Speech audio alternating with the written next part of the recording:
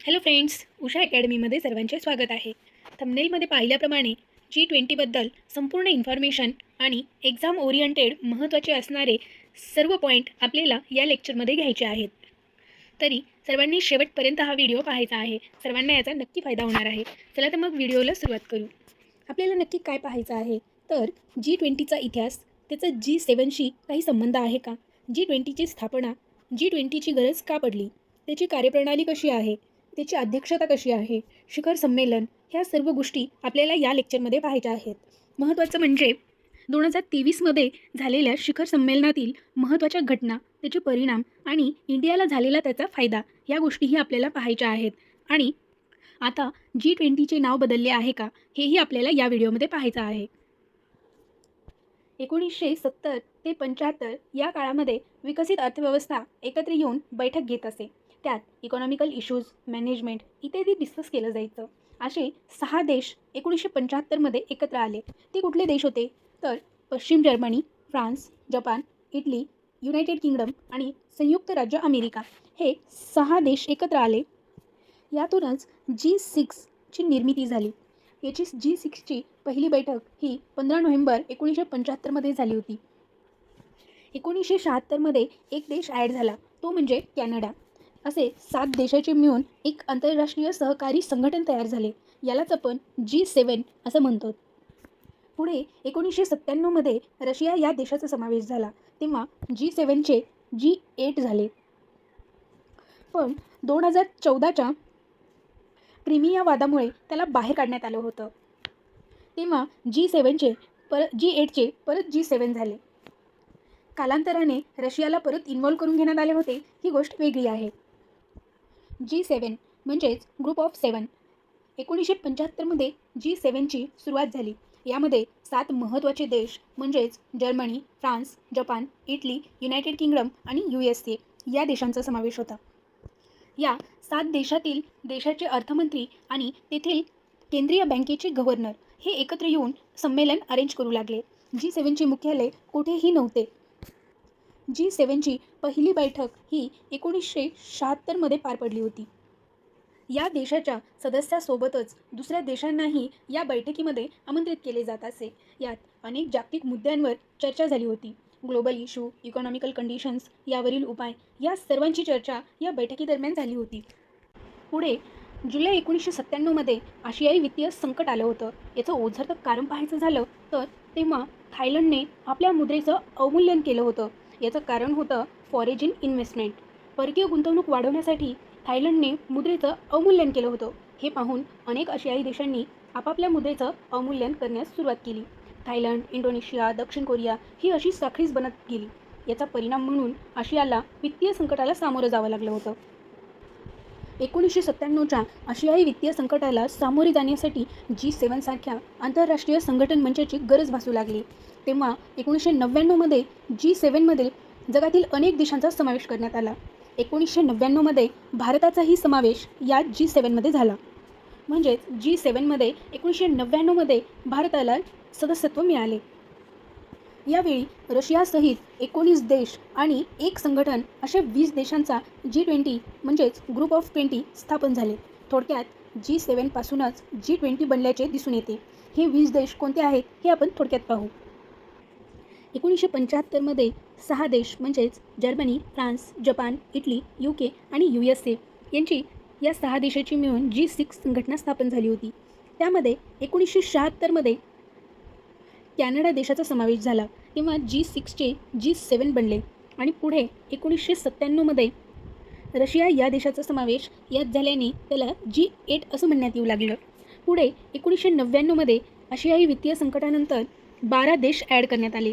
ते म्हणजे Brazil, Argentina, Australia, चीन, Bharat, Indonesia, Mexico, South Africa, Saudi Arabia, तुर्की, साऊथ कोरिया, युरोपियन संघ, अशा 11 देश आणि एक युनियन संघाचा 1999मध्ये G7मध्ये समावेश झाला आणि ती G20ची स्थापना तेथे झाली.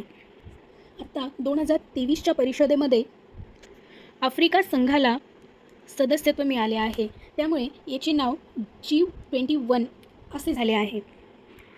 आता G20मधील 20 देशाला आपण 5 ग्रुपमध्ये डिव्हाइड केलं होतं. फ्रेंड्स, हे 20 देश लक्षात ठेवण्याची ही ट्रिक आपल्याला सर्वांना माहिती आहे. तरी एकदा आपण रिवाईज करून घेऊ. ती ट्रिक आहे, गुरुजी सीता अब एसएससी एफसीआय में आ गई. गुरुजी म्हणजेच Germany, USA, Russia, UK, Japan, India. Sita अब सौदी अरेबिया, इंडोनेशिया, तुर्की, ऑस्ट्रेलिया, अर्जेंटिना, ब्राझील. SSCFCI म्हणजेच south Korea, south Africa, Canada, France, चीन आणि इटली. मे आ गई, मे म्हणजे मेक्सिको आणि युरोपियन संघ. आणि आ गई म्हणजे 2023मध्ये G20मध्ये सदस्यत्व मिळालेले आफ्रिकन युनियन. अशा प्रकारे G20 म्हणजे 21 देशाला लक्षात ठेवण्याची ही ट्रिक आहे. आता G20ची थोडक्यात इन्फॉर्मेशन पाहायची झाली तर G20 म्हणजेच ग्रुप ऑफ 20. अशा प्रकारे जगातील 20 देश एकत्र येऊन 20 म्हणजेच 19 देश आणि एक संघटन एकत्र येऊन G20ची स्थापना झाली. ती स्थापना 1999मध्ये झाली आणि याचं मुख्यालय किंवा सचिवालय कोठेही नाही आहे. G7चंही नव्हतं आणि G20चंही मुख्यालय कोठेही नाही आहे. याचं अध्यक्षपद हे ट्रॉयकानुसार ठरवलं जातं. आता ट्रॉयका नक्की आहे काय? तर आधीचे अध्यक्ष, आत्ताचे अध्यक्ष आणि नंतर येणारे अध्यक्ष, या तिघांचे मिळून ट्रॉयका तयार होते. म्हणजे आधी ज्या देशाकडे अध्यक्षपद होते त्यांनी आत्ता अध्यक्ष बनणाऱ्या देशाकडे अध्यक्षपद सोपवल्यानंतर त्याची कार्यप्रणालीही समजून सांगतात. त्यानुसार वर्क करायचे असते. म्हणजे हे आधीचे अध्यक्ष, आताचे अध्यक्ष आणि पुढे नेतृत्व जाणारे देशाचे अध्यक्ष, या तिघांचे मिळून ट्रॉयका बनते. या ट्रॉयकानुसार अध्यक्ष हे दरवेळेस वेगवेगळे त्या देशातील प्रमुख अशा पद्धतीनं अध्यक्ष ठरतात. G20 देशामध्ये क्रमाने दरवर्षी एकाकडे अध्यक्षपद दिले जाते. त्याच वर्षीच्या बैठकीची व्यवस्थाही त्याच देशाने करायची असते. आता G20 देशामध्ये विकसनशील देशांचा समावेश आहे. म्हणजेच G7मधील विकसित देश आणि त्यानंतर ॲड झालेले विकसनशील देश, या देशांचा मिळून G20 तयार झाले आहे. म्हणजेच G20 संघटनेमध्ये विकसित आणि विकसनशील देशांचा समावेश आहे. G20चे पहिले संमेलन हे डिसेंबर 1999मध्ये झाले होते. ते जर्मनी बर्लिन येथे झाले होते. तर G20चे पहिले शिखर संमेलन हे 2008ला वॉशिंग्टन DC येथे झाले होते. फ्रेंड्स, हे खूप महत्त्वाचे पॉईंट्स आहेत, हे लक्षात ठेवायचे आहेत. या बैठकीचा मुख्य उद्देश काय होता? तर जागतिक अर्थव्यवस्था, औद्योगिकरण, विकसनशील देशाची progress, war situation, global crisis यावर चर्चा करून उपायांची रणनीती बनवणे आणि त्याचा अवलंब चालू करणे, या उद्देशाने ही बैठक घेण्यात आली होती. G20मध्ये जागतिक लोकसंख्येच्या जवळपास 65% लोक राहतात. म्हणजेच जगाच्या 2/3 लोकसंख्या ही G20 या देशामध्ये राहते. आणि व्यापाराबद्दल बोलायचं झालं तर G20 देशातील ट्रेड हा जगाच्या जवळपास 75% इतका ट्रेड आहे आणि GDP 84 ते 87%च्या आसपास आहे. म्हणजेच इन जनरल 85% GDP हा G20 देशाचा आहे. फ्रेंड्स, बघा, G20 संघटना ही किती महत्त्वाची संघटना आहे. फ्रेंड्स, G20मधील 20 देशांना आपण 5 ग्रुपमध्ये डिवाईड केलं होतं. तर ते 5 ग्रुप कोणते आहेत? प्रत्येक ग्रुपमध्ये 4 देश आहेत. पहिल्या ग्रुपमध्ये Australia, Canada, Saudi Arabia, United state आहे. तर दुसऱ्या ग्रुपमध्ये भारत, रशिया, साऊथ आफ्रिका, तुर्की इत्यादी देश आहेत.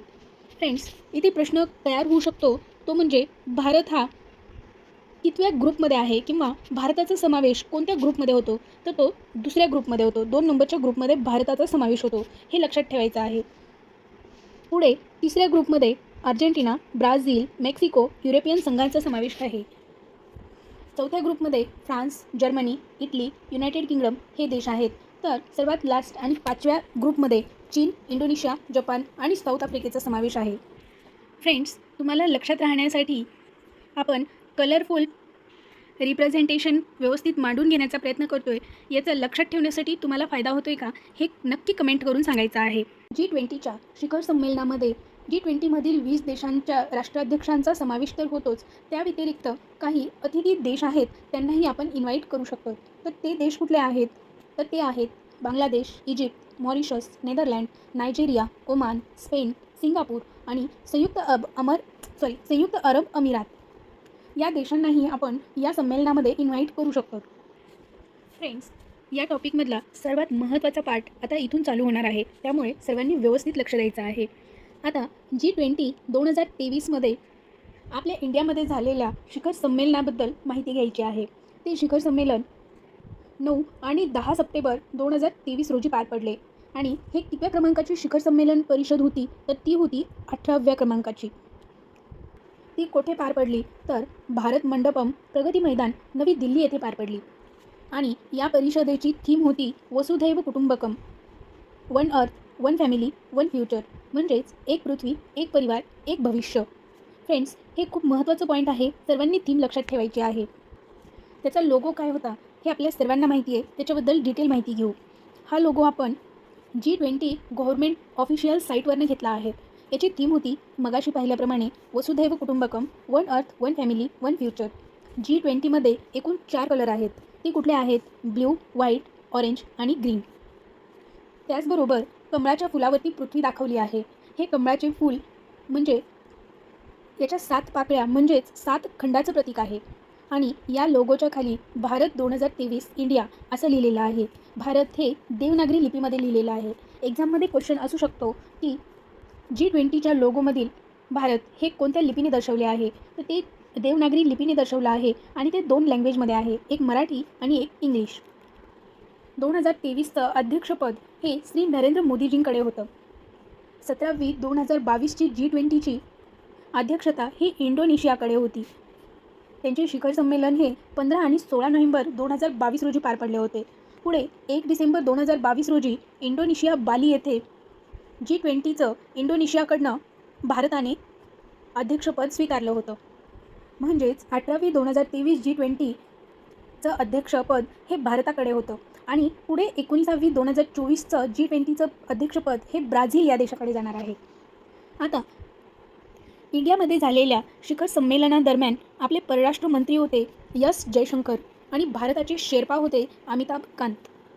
आता शेर्पा म्हणजे नक्की काय आहे, तर 9 आणि 10 सप्टेंबरला जी शिखर संमेलन झाले त्याची तयारी ही आपण अध्यक्षपद स्वीकारल्यापासूनच चालू झाली होती. भारतामध्ये वेगवेगळ्या 60पेक्षा जास्त शहरांमध्ये 200पेक्षा जास्त बैठका झाल्या होत्या आणि त्यामध्ये वेगवेगळे विषय डिस्कस करून ठरवण्यात आलं होतं की या शिखर संमेलनाचा अजेंडा काय असायला पाहिजे आणि त्यातील विषय कुठले असायला पाहिजे. या 200 बैठकीमधून जे विषय बाहेर आले त्यातून फायनल विषय निवडण्याचा किंवा फायनल अजेंडा तयार करण्याचा किंवा ठरवण्याचा अधिकार हा शेर्पाला असतो. तो या शिखर संमेलनाचे व्यक्तिगत प्रतिनिधी असतात. त्यांचा डिसिजन हा फायनल असतो. 2023मध्ये जे G20 शिखर संमेलन झाले त्यामध्ये अतिथी देश आपण बोलवले होते Bangladesh, Egypt, Mauritius, Netherland, Nigeria, Oman, Singapore, Spain आणि UAE. म्हणजे सर्वच अतिथी देशांना आपण आमंत्रित केले होते. फ्रेंड्स, हे पहिलेच शिखर संमेलन असेल ज्यामध्ये इतक्या जास्त देशांचे राष्ट्राध्यक्ष सामील होते. आता 2023च्या शिखर संमेलनामध्ये काही देश येऊ शकले नव्हते. ते कुठले होते, तर ते होते चीन, रशिया आणि स्पेन. याच्या देशातील राष्ट्राध्यक्ष हे या बैठकीला येऊ शकले नव्हते. स्पेनच्या राष्ट्राध्यक्षांना कोविडचे सिम्पटम्स दिसल्याने त्यांनी या बैठकीला उपस्थित राहू शकले नव्हते. या 3 देशाशिवाय बाकीचे G20मधील सदस्य देश आणि अतिथी देश आणि या व्यतिरिक्त WTO, वर्ल्ड बँक, IMF अशा संस्थेचे प्रमुखही या बैठकीला हजर होते. आता G20ची कार्यप्रणाली पाहू, कसं वर्क करतं. शिखर संमेलन हे जवळपास 2 दिवसांचे असते, जेथे या 2 देशाचे आणि 20 देशाचे आणि अतिथी देशाचे अध्यक्ष किंवा राष्ट्राध्यक्ष एकत्र येऊन महत्त्वाच्या मुद्द्यांवर, अडचणींवर चर्चा करून रणनीती ठरवतात. पण मगाशी पाहिल्याप्रमाणे त्या बैठकीमध्ये महत्त्वाचे मुद्दे, अजेंडा काय असेल हे ठरवण्याचा अंतिम निर्णय हा शेर्पाचा असतो. त्यांच्यानुसार हे विषय मांडले जातात आणि त्यावर चर्चा करून रणनीती ठरवली जाते. हे सर्व काम 2 ट्रॅकमध्ये होते. एक पहिला म्हणजे वित्त ट्रॅक आणि दुसरा म्हणजे शेर्पा ट्रॅक. वित्त ट्रॅकचे प्रमुख असतात वित्तमंत्री, तर वित्त ट्रॅकचे प्रमुख वित्तमंत्री आणि केंद्रीय बँकेचे गव्हर्नर असतात. तर शेर्पा ट्रॅकचे प्रमुख हे राष्ट्राध्यक्षाद्वारे नियुक्त केलेला कोणताही व्यक्ती असतो. अशा प्रकारे हे काम चालू असते. आता संपर्क समूह म्हणजे काय असतो, तर G20मधील 20 देशातील विचारमंच, नागरिक, समाज, संसद, महिला, युवा, श्रमिक, व्यावसायिक, शोधकर्ता या सर्व वर्गांना जोडणारा हा मंच असतो. याद्वारे सर्व एकमेकांना जोडले जाऊन यांच्याद्वारेही अजेंडा तयार होतो. याला जोडणारा समूह म्हणजेच संपर्क समूह. मगाशी पाहिल्याप्रमाणे देशातील अनेक बैठका ज्या झाल्या त्या महत्त्वाच्या बैठका कोणाच्या कुठे झाल्या हे एक्झाम ओरिएंटेड आपण पाहणार आहोत. G20 2023ची पहिली बैठक ही पुदुचेरीमध्ये झाली होती. तर पहिली महिला बैठक ही आपल्या महाराष्ट्रामध्ये झाली होती. हा पॉईंट खूप महत्त्वाचा आहे फ्रेंड्स, हे सर्वांनी लक्षात ठेवायचं आहे. पहिली महिला बैठक हे महाराष्ट्रामध्ये झाली होती आणि विदेश मंत्र्याची बैठक ही दिल्ली येथे झाली होती. तर पहिली रोजगार कार्यसमूह बैठक ही जोधपूरमध्ये झाली होती. G20 2023 शिखर संमेलनातील प्रमुख मुद्दे कोणते होते? तर ते महत्त्वाचे हायलाइटेड मुद्दे होते. युक्रेन युद्ध, जलवायू परिवर्तन, खाद्य सुरक्षा, ऊर्जा किंमत, महिला सशक्तीकरण, पर्यावरण, डिजिटल विकास आणि ग्लोबल साऊथद्वारे अल्पविकसित देशांचे महत्त्वाचे मुद्दे होते. अशा प्रकारे जवळपास 73 मुद्द्यांवर या शिखर संमेलनामध्ये चर्चा झाली होती. आता G20 समिट 2023मधील काही इम्पॉर्टंट रिझल्ट समोर आले आहेत. म्हणजे महत्त्वाचे निर्णय, ठळक निर्णय कुठले घेतले आहेत त्याबद्दल थोडक्यात आपण पाहूयात. आफ्रिका युनियन म्हणजेच आफ्रिका संघाला सदस्यत्व देण्यात आलं. याअंतर्गत आफ्रिकेतील जवळपास 55 देश रिप्रेझेंट होतात. मोदीजींनी जवळपास जूनमध्ये G20मधील देशांना एक लेटर पाठवलं होतं.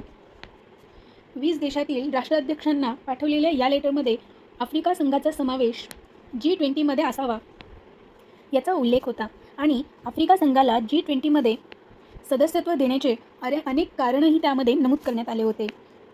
फ्रेंड्स, इंडिया अंडर डेव्हलप देशांची मदत करत आहे. आता टर्कीमध्ये झालेल्या घटनेमध्ये सर्वात आधी भारताने मदत पाठवली होती.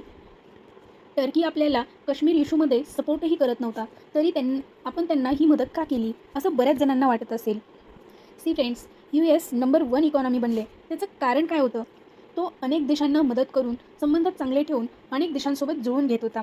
भारतही तोच करतोय, जेणेकरून आपल्या देशाला पुढं जाता यावं. आपला देश पॉवरफुल बनला पाहिजे आणि इकॉनॉमिकली स्ट्रॉंग बनला पाहिजे. यासाठी आपण हे करत आहोत. जस्ट इमॅजिन फ्रेंड्स, आपल्या भारताचं फ्युचर कुठल्या लेवलवर आहे. आपल्या देशाप्रमाणेच आपणही एकमेकांना मदत करून पुढे जायला पाहिजे, तरच आपण आणि देश पुढे जाईल. फ्रेंड्स, आपण आफ्रिका संघाला सदस्यत्व दिलं ही खूप मोठी गोष्ट आहे. इनडायरेक्टली आपण एका संघाला सदस्यत्व दिलं म्हणजेच 55 देशांना सदस्यत्व दिल्यासारखं आहे. आता G20मध्ये ॲक्च्युअलमध्ये पाहायचं झालं तर किती देश आहेत? तर G20मधील 19 देश आणि युरोपियन युनियनमधील 27 देश आणि आफ्रिका संघातील 55 देश. म्हणजेच सध्या G20मध्ये ॲक्च्युअलमध्ये आहेत 101 देश. म्हणजे बघा, G20 ही किती महत्त्वाची संघटना बनली आहे. पुढचा महत्त्वाचा निर्णय म्हणजेच ग्लोबल बायोफ्युएल अलायन्सेस. यामध्ये मोदीजींनी सर्वांना आवाहन केलं होतं की बायोफ्युएल अलायन्सेसमध्ये सर्वांनी जॉईन व्हावं आणि पेट्रोलसोबत 20% इथेनॉल ब्लेंड करावं. इथेनॉल हे नक्की आहे तरी काय? तर ते आहे बायोफ्युएल. हे बायोफ्युएल हे क्रॉप आणि प्लांटपासून बनलेलं असतं. याच्या वापरामुळे हवेत सोडल्या जाणाऱ्या कार्बनचे प्रमाण कमी होते आणि पोल्युशन कमी होण्यास मदत होते. आपल्या इंडियाचं हे टार्गेट 2070पर्यंत आपल्याला कार्बन न्यूट्रल व्हायचं आहे. यासाठीही इथेनॉलचा वापर खूप महत्त्वाची भूमिका बजावणार आहे. 2023पर्यंत 20% इथेनॉल ब्लेंडिंग करण्याचं आपलं टार्गेट आहे. म्हणजेच 2030पर्यंत 20% इथेनॉल ब्लेंडिंग करायची आहे. सध्या पेट्रोलमध्ये 10% इथेनॉल आणि 90% पेट्रोल हे ब्लेंड होत आहे सध्या. पण त्याचं 10पासून आपल्याला 20पर्यंत इथेनॉलचं प्रमाण वाढवायचं आहे. हे आपल्याला 2030पर्यंत करायचं होतं. पण गव्हर्नमेंटने स्वतःला रिकमेंड करून 2025 ते 26पर्यंत हे टार्गेट अचीव करायचं ठरवलं होतं. फ्रेंड्स, पर्यावरणासाठी ही खूप महत्त्वाची भूमिका झाली होती. आता इंडियासाठी सर्वात महत्त्वाचा असणारा निर्णय म्हणजेच IMEC योजना. IMEC म्हणजेच India middle east Europe connectivity corridor G20. ही योजना सुरू करण्याचा निर्णय या शिखर संमेलनामध्ये घेण्यात आला. फ्रेंड्स, ही योजना चालू करण्याची गरज का पडली याचं थोडक्यात हिस्ट्री पाहायची झाली तर 2013मध्ये चीनने BRI म्हणजेच बेल्ट अँड रोड इनिशिएटिव्ह ही योजना घोषित केली होती. या योजनेचा मुख्य उद्देश व्यापार, गुंतवणूक, पायाभूत सुविधा निर्मिती यामार्फत आशिया, आफ्रिका, युरोप खंडातील अनेक देश यांना चीनशी जोडणे हा होता. यांच्यातील प्राचीन व्यापारी मार्गाला पुनर्जीवित करणे म्हणजे पुन्हा चालना देणे हे कार्य यातून साध्य करायचं होतं. पण कालांतराने याद्वारे चीन इकॉनॉमिकली अनेक देशांवर वर्चस्व दाखवू लागला होता. सोशली, इकॉनॉमिकली अनेक देशांवर चीनचं डॉमिनन्स वाढताना दिसू लागलं होतं. त्यामुळे यावर बरेच देश नाराज होत चालले होते. इंडियाचाही या योजनेला विरोध होता. कारण चीन ते पाकिस्तान हा मार्ग भारताच्या उत्तर भागातून म्हणजेच काश्मीरकडच्या या भागातून जाणारा होता. म्हणजेच भारत आणि पाकिस्तान यांच्यात सहज दळणवळणाचा मार्ग यातून बनत होता. त्यामुळे या योजनेला भारताकडूनही विरोध झाला होता. या सर्व गोष्टींमुळे IMEC ही योजना चालू करण्यावर सर्वांचा भर होता. या योजनेला सर्वांचा सपोर्टही दिसून आला आहे. IMEC ही योजना नक्की आहे तरी काय? तर भारत आणि युरोप यांच्यामध्ये वाहतूक मार्गाची निर्मिती करण्याचा हा प्रोजेक्ट आहे. सागरी मार्गाद्वारे, रेल्वे मार्गाद्वारे हे व्यापारी मार्ग एकमेकांना जोडले जाणार आहेत. आता थोडक्यात पाहायचं झालं तर भारताच्या गुजरात राज्यापासून मिडल ईस्टपर्यंत सागरी मार्ग जाणार आहे UAE पर्यंत. परत UAE पासनं सौदी अरेबिया, जॉर्डन, इस्रायल या 4 देश हे रेल्वे मार्गाने कनेक्ट होणार आहेत. म्हणजेच UAE पासून सौदी अरेबिया, जॉर्डन आणि इस्रायल हे मिडल ईस्टमधील 4 देश एकमेकांना रेल्वे मार्गाने जोडणार आहेत. पुढे इस्रायलपासून युरोपपर्यंत म्हणजेच येथे इटली, फ्रान्स आणि जर्मनी या देशापर्यंत हे सागरी मार्गाने पोहोचायचं आहे. म्हणजेच भारताच्या गुजरातपासून UAE पर्यंत येण्यासाठी समुद्री मार्ग आहे. या समुद्री मार्गाला आपण ईस्ट कॉरिडॉर असं म्हणतो. परत UAE, Saudi Arabia, Jordan, Israel या मिडल ईस्ट देशामध्ये रेल्वे मार्गांनी हे रूट बनवले जाणार आहेत. पुढे इस्रायलपासून युरोपमध्ये जाण्यासाठी पुन्हा समुद्री मार्गाचा वापर होणार आहे. याचं नाव आपण ठेवलं आहे नॉर्थन कॉरिडॉर. अशा प्रकारे या योजनेअंतर्गत हा व्यापारी मार्ग आपल्याला बनवायचा आहे. याद्वारे भारत आणि युरोप यांच्यात 40% ट्रेड वाढू शकणार आहे असा अंदाज वर्तविला जात आहे. यालाच USAने खूप मोठा सपोर्ट दर्शवला आहे. ही योजना PGII म्हणजेच partnership for global infrastructure investment याद्वारे सुरू केली जाणार आहे. या योजनेमुळे आंतरराष्ट्रीय स्तरावरही याचा फायदा होणार आहे. ज्या देशाचे उत्पन्न मध्यम किंवा कमी आहे त्या देशाच्या दळणवळणाला गती मिळणार आहे. डिजिटल संपर्क वाढीस लागून एकमेकांच्या गरजेसाठी इझी आणि फास्ट संपर्क आणि सहकार्य मिळवण्यासाठी मदत होणार आहे. तसेच दळणवळण इझी झाल्याने पश्चिम आशियाई देशातील अशांतता व असुरक्षितता दूर होण्यास मदत होणार आहे.